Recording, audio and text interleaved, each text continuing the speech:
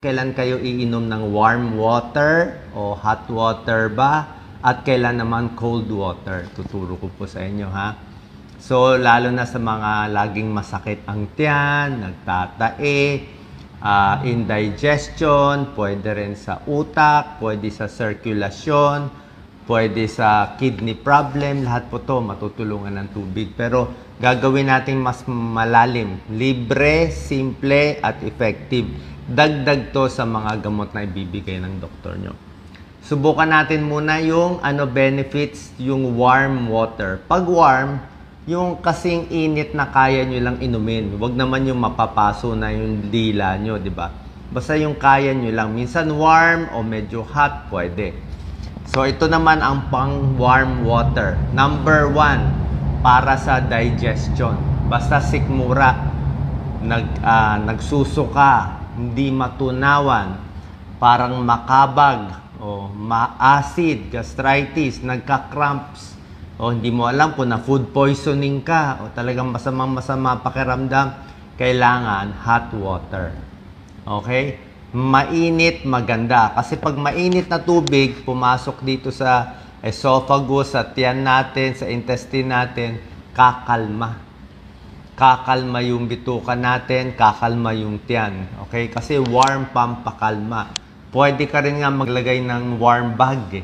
Yung mga hot bag, mga hot pack, pwedeng lagay sa isang lalagyan na mainit. Merong mga nabibili na may rubber, ingat lang hindi mapaso, lagyan ng tuwalya, tapos pinapatong sa tiyan. Warm. Okay? So, iniinom, warm water. Tignan nyo, mawawala yung pagsusukan nyo, indigestion, kakalma yung tiyan. Lalo na kung masama pakiramdam. So, gastritis, pwede rin to sa GERD. Yung lagi nag-a-acidic. Okay? Pero sa GERD, pwede medyo warm o hindi naman ganun kainit. Okay lang eh. GERD naman to. Gusto mo lang naman sa GERD mawala yung acid. Pero kung impatcho, gastritis, cramps, maganda, warm water. Number 2, ito, lunas yun ha. Number 2, paano naman sa plema? Yan ang problema natin. Lagi tayo may plema, may lagnat, may ubo, may sipon, may uhog. Pagising sa umaga, nagdadahak ng plema, madilaw sa polusyon, sa pulmonya, sa bronchitis, sa ubo. Pampalabnaw ng plema, kailangan mainit na tubig. Okay, kahit anong mainit. Mainit na tsaa, pwede mainit na lemon water, mainit na sabaw, pwede yan. Pag may plema, may sakit, di ba, mahina rin pakiramdam, laging pagod, maganda rin warm water. Para saan yung warm water? Una-una, pag hinawakan mo lang yung, wala tayong baso dito. Kaya rito, pag hinawakan mo lang yung mainit na baso, di ba, masarap na. Tapos aamoy-amuyin mo yung steam, di ba? Let's say may sabaw o mainit na tsaa. O mainit na tubig lang. Pag walang pera, mainit lang. Amoy-amuyin mo lang, di ba? Parang suob na yun eh, di ba? Steam inhalation yun. Pampaluwag. Yung iba nga, naliligo pa ng mainit. Yung hot shower. Yung iba, meron pang nebulizer. Pareho din yun eh. Ano ba ang nebulizer? Tubig lang naman nebulizer eh. Tubig asin. Nebulizer, usok din yun. So, ganito, steam yan. So, hinahawakan mo mainit, hinilalanghap, tapos iinumin mo. So, pag maraming tubig, mababawasan yung lagnat, lalabnaw yung plema. Warm water lang yan. Imbis na pumunta kayo sa emergency room, imbis na umiyak na akala ay mamamatay na, try nyo muna warm water. Okay? Gagaling yan. Number 2, sa mga plema, pampaluwag, lalo na kung viral infection, bali wala naman na antibiotic, kung virus. So, tubig lang. Ha? Dapat hindi kayo ma-dehydrate. Laging light color ang ihi. Number 3, ito magugulat kayo, benefit ng warm water. Para sa utak. Anong utak? Headache. Yung mga headache minsan, dehydrated yan. Yung mga migraine, yung nagma-migraine, kulang din sa tubig yan. Sa brain function, hindi makaisip, parang mabagal yung utak, baka dehydrated kayo. Isa pa, utak din to, mood.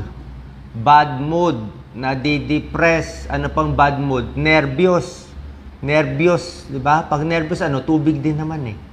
So, pag brain function, headache, migraine, pwedeng warm water, pwede rin namang kahit malamig. Ito yung point na pwede rin warm, pwede rin lukewarm, pwede rin malamig. Hindi talaga kailangan mainit. Yung mainit talaga maganda sa tiyan.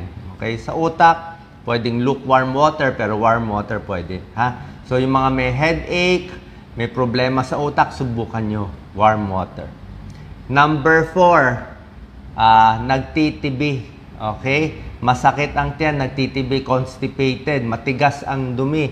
So, bakit matigas? Kulang sa tubig, kaya tumitigas yung dumi, at kulang din sa fiber.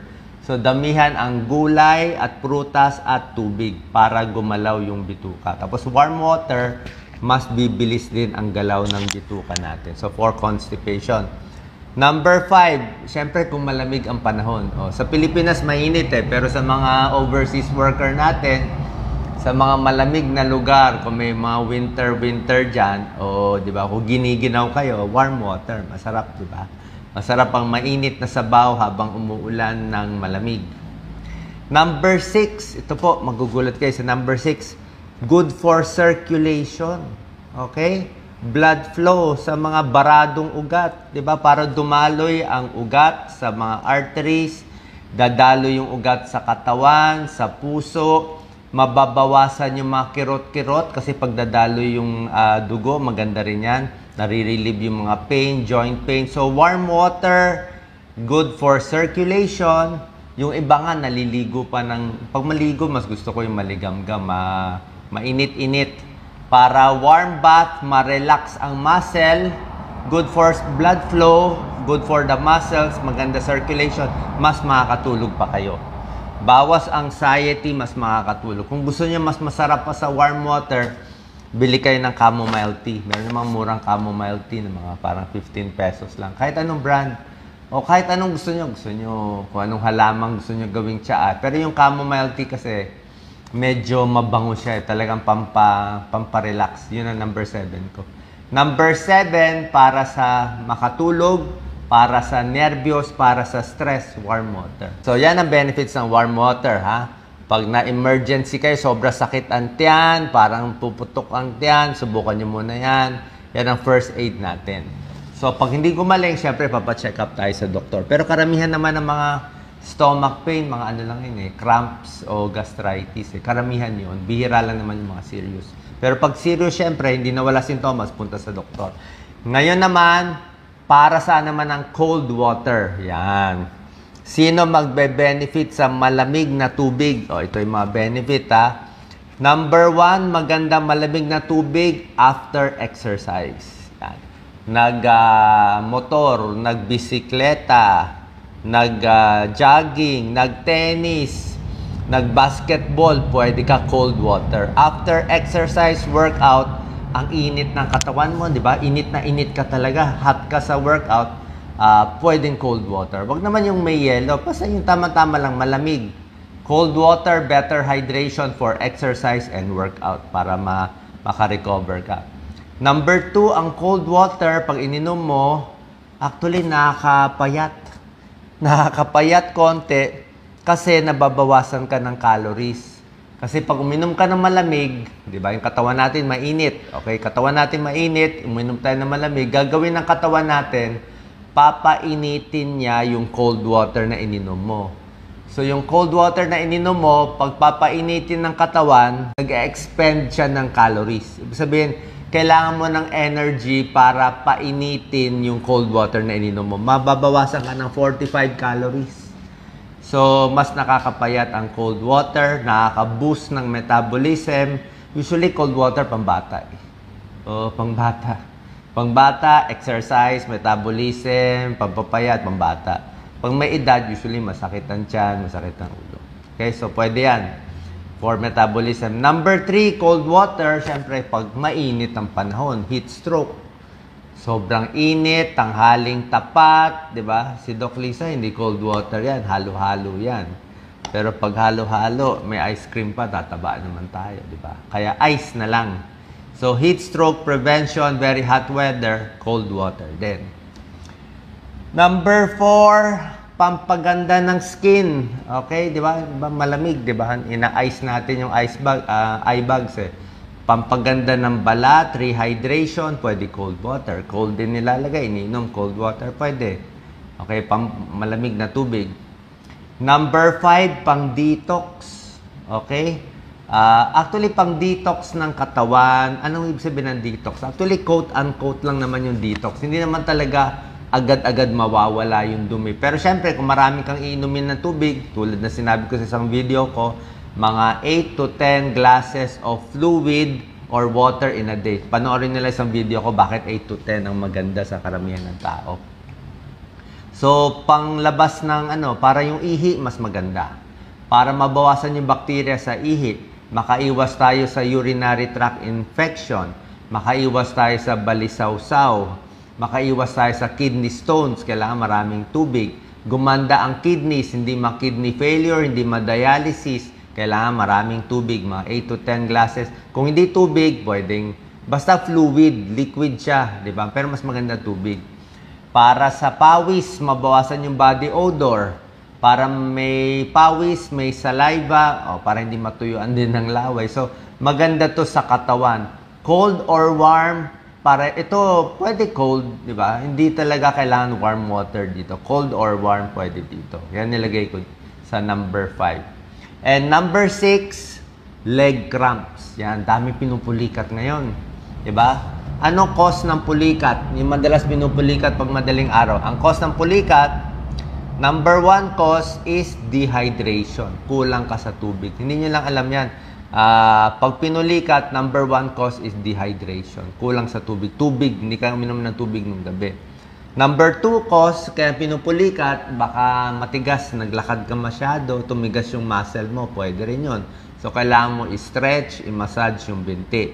Number 3 cause ng cramps, pwedeng kulang ka sa potassium, kulang ka sa calcium, kailangan mo ng vitamins, multivitamins, kailangan mo magsaging, pwede rin yun. So, 3 cause ang cramps. Pwedeng kulang sa tubig, pwedeng muscle strain, or pwedeng mababa sa mga potassium at calcium. So, kasama rin ang tubig doon. Okay? Sana po nakatulong tong video natin. Minsan, marami pa tayong iniisip pero at least itong tubig, ito yung first aid natin sa maraming sakit. Nagtatae, tubig din. Ang daming benefits ng tubig. Diba? Mula sa sikmura, sa stress, pag ninenervyos, tubig din. Diba? Ayaw natin ma-dehydrate. Marami na pong pag-aaral yan. Meron lang tayong isang video to explain gaano karaming tubig. Lahat naman pwede around 8 baso Okay? Ang ibig ko sabihin, ang pinakamaganda, pinaka-konti yung dapat inumin, not less than 4 or 5 glasses of fluid or water in a day. Kasi kung 3 baso lang, delikado. Baka ma-UTI, ma-kidney stones, ma-kidney failure tayo. Sobrang konti yun Kasi pawis lang natin halos 1-2 litro na mawawala dyan Sa ihi, sa pawis. Tapos kulang ang inom mo, matutuyot tayo. So kulang ang 3. Mabubuhay ka ng 3 basong tubig. Pero after a few weeks, makita mo maglalabasan yung sakit Una dyan, kidney stones. Ayaw mo rin sobra daming tubig. Ayaw mo rin yung 4 na litro or 16 glasses or more. Sa akin, sobra yun. Pag sobra naman sa 16 glass, ayaw mo, baka mag-hyponatremia, bumaba yung sodium. Kaya dun lang tayo sa gitna.